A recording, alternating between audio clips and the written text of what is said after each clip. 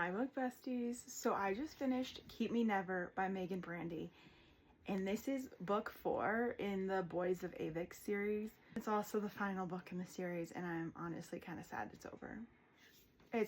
I'm really sad it's over. I rated this book 5 out of 5 stars. I was an ARC reader for this book, and I absolutely loved it. While I was reading this book, I actually met Meagan Brandy, and I told her I loved it. Just so you're aware, she already knows I love this book. I will not spoil anything in this book, so if you haven't read this book, you don't have to scroll. You don't have to not watch, okay? This book follows Chase and Paige. And in the beginning of this effing series, I hated Chase. In book 1, I was like, no, Chase is the villain. Chase should not, if Chase gets his own book, I'm not reading it. But as the series goes along, you start to kind of like him, and you're like, okay, maybe he's not such a bad guy. And by the end of book 3, you're honestly like, Chase's book's about to break my heart. And it effing did. I didn't know Chase's story would hurt me so much. I felt for him so much. Like, he was just struggling through this book, and I was just like, I'm so sorry. So the female main character in the book is Paige, and you have met Paige in the previous books. She dated Noah for a minute, but now she's just like their best friends, and she's part of the friend group now. You kind of get some of her backstory in the previous books, but not a lot of it. But in this one, you get a whole lot of, obviously she's the female main character, so you're going to get all of her backstory.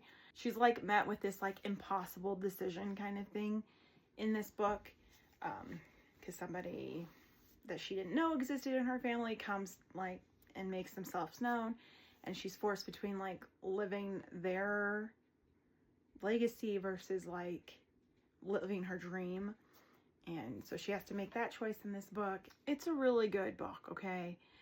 I was thinking it was going to be another hardcore love triangle, because you kind of get a hint of it in this book, but it's not as prominent as it was in the first 2 books.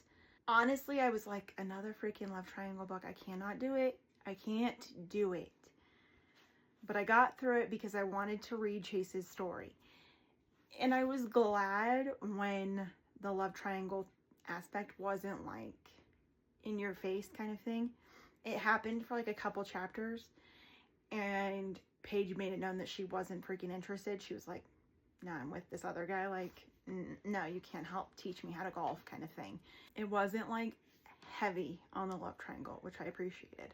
I do love also the aspect of seeing the other characters come in and how they're grown and how their stories have developed and stuff like that.